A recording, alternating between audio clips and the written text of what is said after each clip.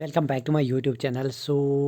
आज के जो हमारे पास इंपॉर्टेंट टॉपिक रहेगा वो रहेगा part second, analysis of the Jammu Kashmir police sub inspector का जो एमआर बेसिस क्वेश्चन पेपर यहाँ पे हमने डिस्कस स्टार्ट किया है, जिसका हमने ऑलमोस्ट फर्स्ट पार्ट कवर कर लिया, जिसमें हमने 13 क्वेश्चंस को यहाँ पे analyse with the deep analysis study किया है और उनका रेजोल्यूशन यहाँ पे क्या रहा उनको यहाँ पे हमने डिस्कस कर लिया। अब हम यहाँ पे फर्दर यहाँ पे प्रोसेस फिर स्टार्ट करेंगे, 31 क्वेश्चन स्टार्ट करेंगे, उनका एनालिसिस करेंगे, सोल्यूशन देखें, उनका यहाँ पे लेवल देखेंगे।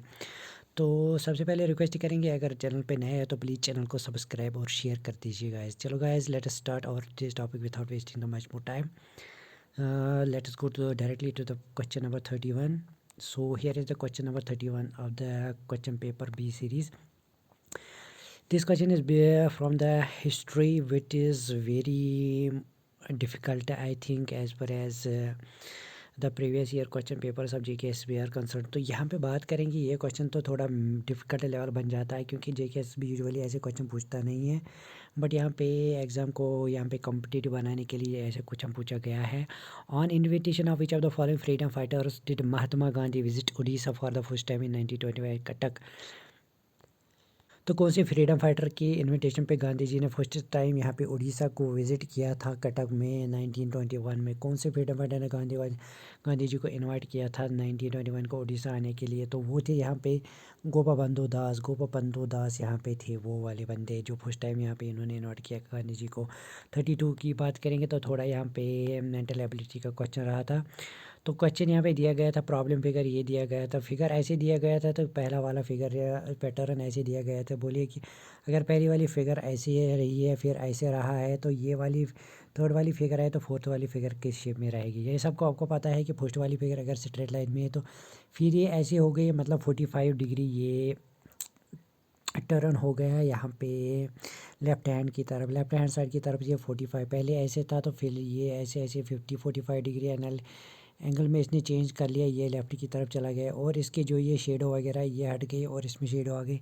अब ये वाला स्ट्रेट दिया गया तो इसका भी पैटर्न तो ये होगा, मतलब ये तो ऐसे ही रहेगा, मतलब एक तो शेडो इसका चेंज होगा, ये वाला शेडो में बन जाएगा, और क्या हो जाएगा इसके साथ, ये तो अपना पैटर्न है बन जाए। इसको 45 डिग्री का टर्न करना पड़ेगा। टर्न कैसे करेगा? ये ऐसे करेगा, यहाँ पे 45 इसको टर्न करना पड़ेगा, ये इस शेप में आ जाएगा, ये ऐसे शेप में आ जाएगा, ठीक है। ये शेप में आपको देखना है, इस शेप में कौन सी फिगर है, वो वाली फिगर ये है, और इसके साथ शेडो भी चेंज होता जा रहा है, तो इसका फिगर बन जाएगा यहाँ पे बी वाला फिगर इसका करेक्ट ऑप्शन रहेगा, क्योंकि इसने पैटर्न हमने चेंज कर लिया है। अनदर इंपॉर्टेंट आपके पास गाइस वो था, who among the following social reformers preached the doctrine of one cast one religion and one God. तो ये किस सोशल रिफॉर्म का यहाँ पे टैग उन्होंने यहाँ पे पर प्रीच करा था, यहाँ पे इन्होंने ये यहाँ पे एडवाइस करी थी, उन्होंने एक यहाँ पे एडवाइस करी थी, यहाँ पे एजुकेशन प्रोवाइड करी, डॉक्ट्राइन यहाँ पे इशू कर दिया था, one cast one religion and one God. तो वो थे नारायण गुरु।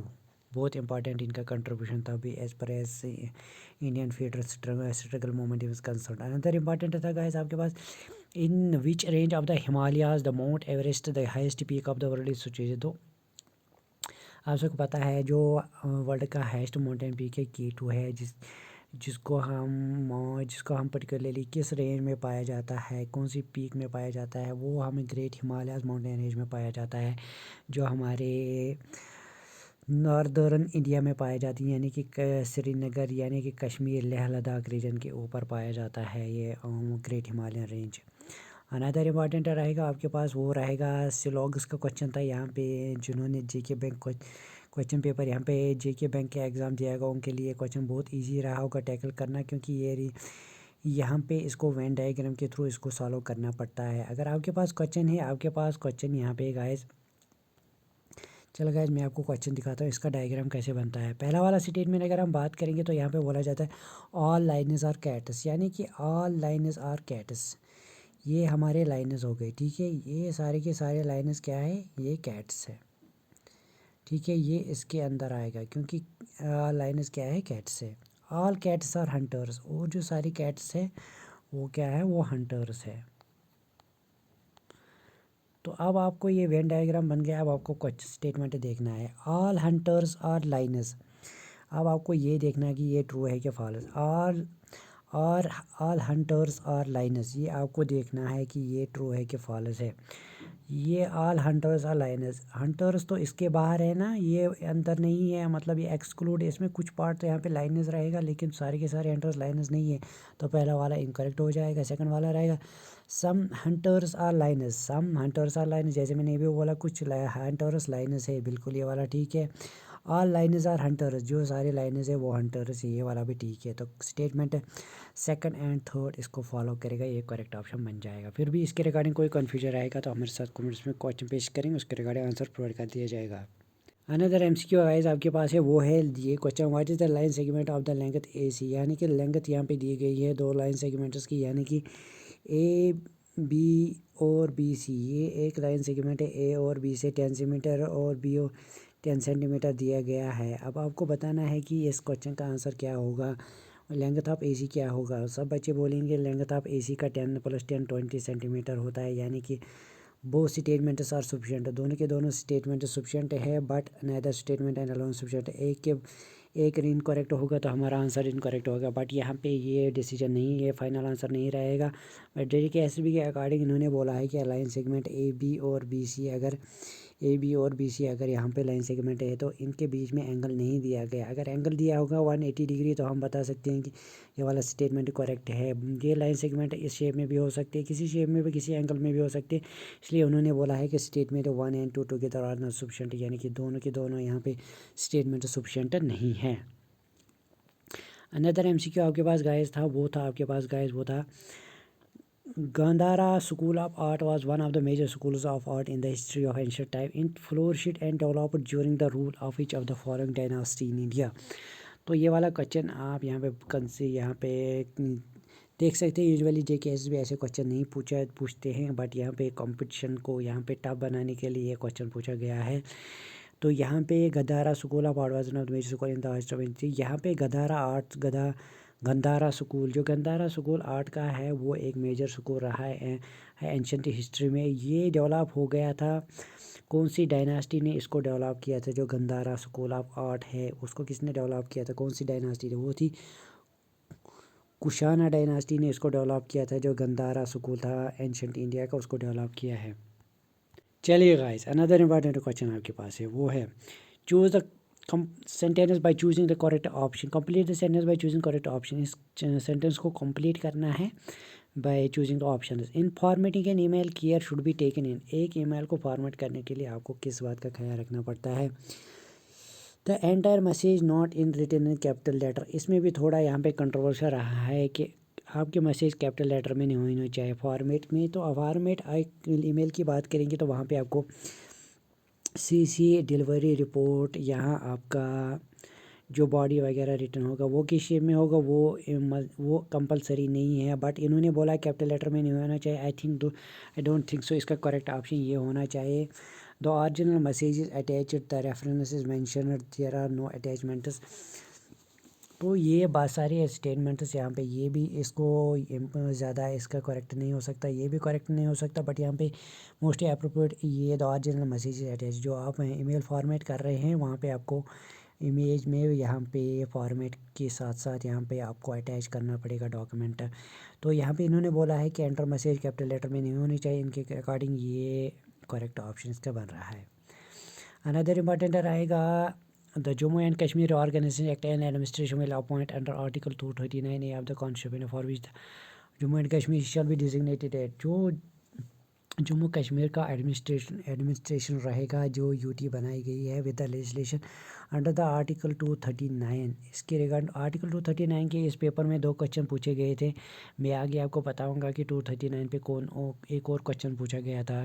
चलेगा, ये आर्टिकल 239 के अंडर जो कश्मीर का एडमिनिस्ट्रेशन सिलेक्ट किया जाएगा उसका नाम पर्टिकुलर क्या होता है, उसका नाम पर्टिकुलर होता है लेफ्टिनेंट गवर्नर, जो हमारे lieutenant governor Manoj Sinha presently यहाँ पे रोल कर रहे हैं। अनदर इम्पॉर्टेंट यहाँ पे रहेगा, ये 2 न्यूज़पेपर दिए गए हैं, यानी कि common wheel and new India 2 newspaper है।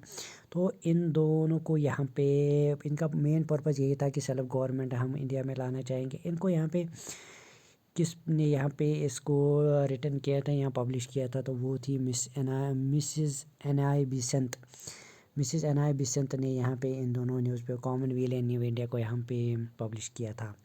41 की बात करेंगे तो the Himadri was formed wise type of rock, जो हमारे पास हिमाद्री का माउंटेन रेंज है वो किस रॉक से बना होता है।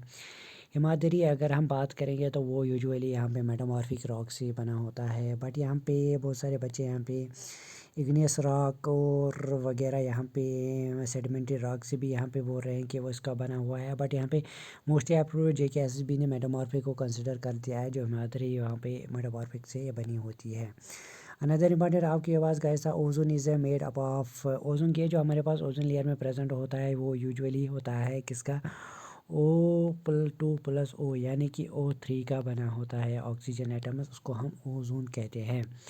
अनदर इम्पॉर्टेंट रहेगा what is the Karakoram range locate, Karakoram range कहाँ पे लोकेट है। काराकोरम रेंज हमारे यहाँ पे अपर हिमालयाज़ की बात करेंगे, लोअर हिमालयाज़ की बात करेंगे या काराकोरम रेंज की बात करेंगे हमारे नॉर्दर्न इंडिया सब जम्मू एंड कश्मीर में यानी लद्दाख श्रीनगर वगैरह एरिया में पाए जाते हैं। ये श्रीनगर जम्मू कश्मीर के नॉर्दर्न पार्ट्स और एज वेल लद्दाख के रीजन में ये पाया जाता है क्या, Karakoram range. Another important MCQ आपके पास गाइस है वो है the British parliament took away the power of the government from India from East India Company after the revolt. The title of the Empress of India was assumed by तो यहाँ पे इन्होंने ये बोला था कि हम यहाँ पे विड्रा करेंगे, यहाँ पे ईस्ट इंडिया कंपनी जो यहाँ पे रूल कर रही थी इंडिया में, तो 1857 रिवोल्ट हो गया, तो उसमें यहाँ पे क्वीन विक्टोरिया ने विड्रा करी थी, यानी कि हम कोई एनेक्सेशन वगैरह नहीं करेंगे, फोर्स कन्वर्जन लगे नहीं करेंगे, मतलब हम यहाँ पे जो यहाँ पे फोर्स कन्वर्जन या यहाँ पे जुल्म वगैरह किया जाता था लोगों के साथ, उसको हम यहाँ पे विड्रा कर देते हैं, जो यहाँ पे क्वीन विक्टोरिया ने यहाँ पे ऐलान किया था 1857 रिवोल्ट के बाद। अनदर इम्पॉर्टेंट या बोला जाए क्वेश्चन था आपके पास वो था what kind of phrase is underline what of the sentence the glass was full of water when it slipped from the hands. जो ये अंडरलाइन इस वर्ड है इसको आप किस फ्रेज से यहाँ पे कंसिडर करेंगे, इसको पर्टिकुलर किस नाम से जानते हैं, ये क्या डिनोट करता है, verb phrase, adverb phrase, proportional phrase या एडजेक्टिव फ्रेज। तो इस JKSSB ने इसको बोला है ये एडजेक्टिव फ्रेज माना जाता है, full of water adjective phrase है। अनदर इम्पॉर्टेंट आपके पास गाइस है वो है ये देखिए गाइस, जो पहले वाला प्रेसिडेंट को लेफ्टिनेंट गवर्नर को यहाँ पे अपॉइंट किया जाता है वो है आर्टिकल 239 और as per the Jammu and Kashmir provision under which applicable. तो कौन सा आर्टिकल इंडियन कॉन्स्टिट्यूशन का एप्लीकेबल है जम्मू एंड कश्मीर में, अब वो है आर्टिकल 239A।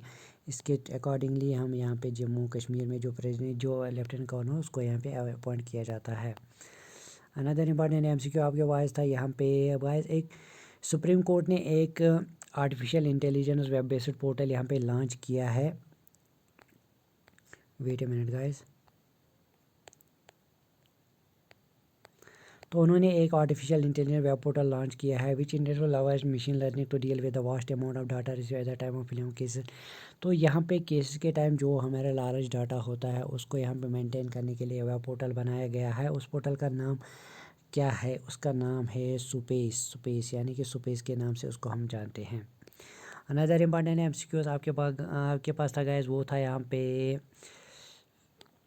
डाटा इंटरप्रिटेशन का जो यहाँ पे जम्मू कश्मीर जो कि बैंक ने यहाँ पे जो बच्चे यहाँ पे एग्जामिनेशन के जो बैंक एग्जामिनेशन के प्रिपेयर कर रहे थे उनको ये एक क्वेश्चन बहुत इजी लगा होगा, क्योंकि इसका सीधे सीधे पूछा गया है कि ये डाटा दिया गया है, इसमें आपको बताना है total number of womens that visitors mall are. यहाँ पे आपको उन वुमेन्स का पता बताना है जिन्होंने यहाँ पे मॉल आर को विज़िट किया है। ये आर रहेगा, ये यहाँ पे वुमेन्स का डेटा रहेगा। आर में टोटल हमारे पास पीपल कितने हैं वो है 4400। इनटू में क्या रहेगा वुमेन्स कितने हैं, ये है मेन वुमेन्स क्या है यहाँ पे 38%। 38% मतलब 38 डिवाइड बाई 100, ये ज़ीरो और ये ज़ीरो कट करेंगे और उसके बाद 44 इंटू 38 हम मल्टीपल करेंगे, वो हमारे पास निकल के आएगा, जो हमारे पास निकल के आएगा वो आएगा आपके पास 1672। सीधा सीधा इसका आंसर आता है, और एक लाइन में इसका आंसर आता है 1672। गाइस आपको पता है इसको मल्टीपल करना है 44 इंटू 38 से, आपको यहाँ पे आंसर मिल जाएगा 1672। अनदर इम्पॉर्टेंट MCQ आपके पास गाइस है वो है which of the following document was submitted by the government of India before COP in P20 in Paris. जो कोप यहाँ पे कोप 21 जो पेरिस में हेल्ड कराया गया था, वहाँ पे इंडिया ने कौन सा डॉक्यूमेंट किया था एनवायरनमेंट के रिलेटेड। तो ये हम बात करेंगे वहाँ पे इंटेंडेड नेशनल डिटर्मिनेंट कंट्रीब्यूशन, जो इंडिया ने डॉक्यूमेंट किया था कोप 21 पेरिस में इंट्रोड्यूस, उसका नाम था intended nationally determinant contribution.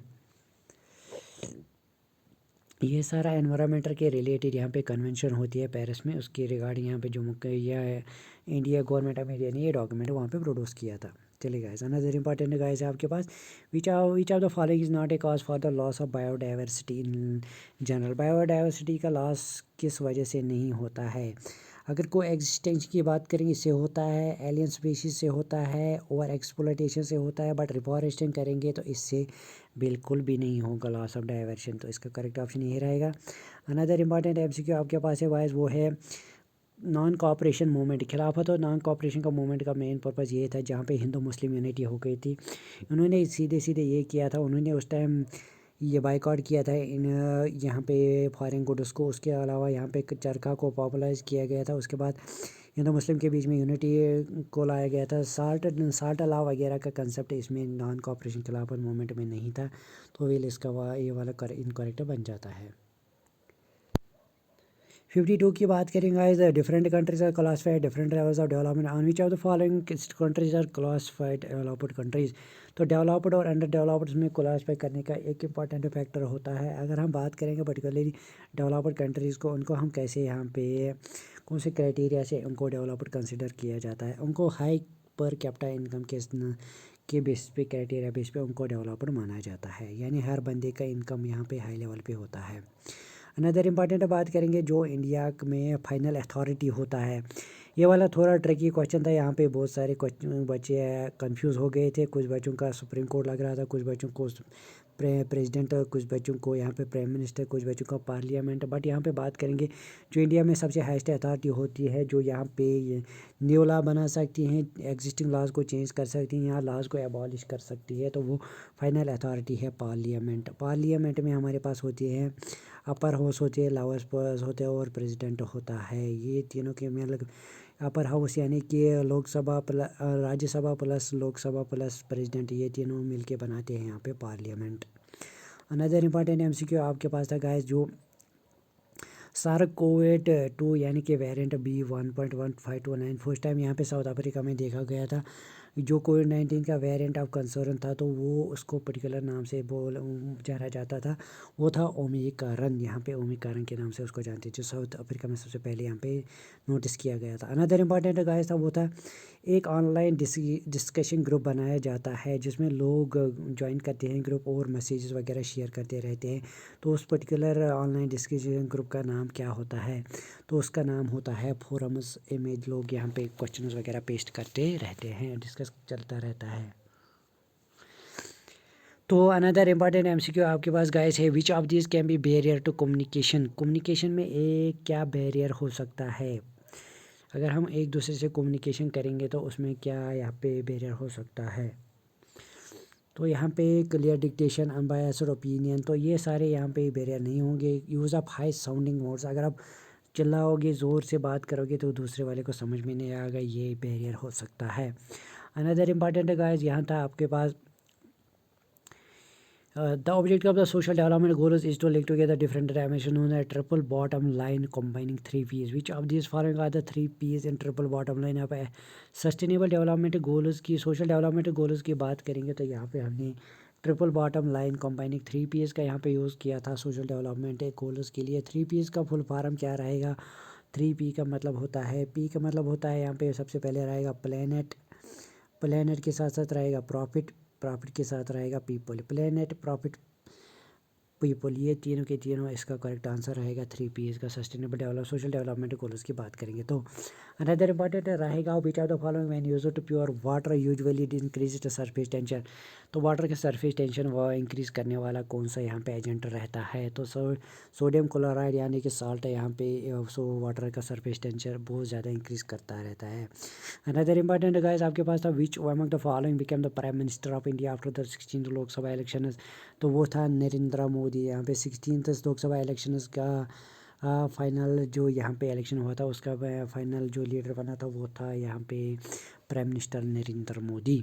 Another important था 60 वाला क्वेश्चन आपके पास आया, वो था Jammu and Kashmir organisation act has introduced certain changes in the state and the union territories of the constitution accordingly which of the following schedules of the constitution of India has been amended। तो यहाँ पे state को change किया गया था union territory में। तो India के कौन से शेड्यूल के अकॉर्डिंग ये चेंज लाया गया था, वो इंडिया का फर्स्ट शेड्यूल है जहाँ पे हम इंडिया के नेम्स वगैरह या बाउंड्रीज वगैरह यहाँ पे चेंज करते रहते हैं। फर्स्ट शेड्यूल इसका करेक्ट ऑप्शन रहेगा। 61 वाला क्वेश्चन रहेगा आपका guys, as result of the partition under the Mountbatten plan of 3rd June 1947 the member of the constitutional assembly was reduced to. तो यहाँ पे माउंट बैटन प्लान के according यहाँ पे जो 1947 में हुआ था तो कॉन्स्टिट्यूशन असेंबली के मेंबर्स को रिड्यूस किया गया था। कितने मेंबर्स तक, वो थे 299 मेंबर्स तक यहाँ पे इनको रिड्यूस कर दिया गया था। अनदर इंपॉर्टेंट आपके पास गया था वो था the indigenous cat fishes in India rivers are facing a threat of extension because of which of reason among the following options.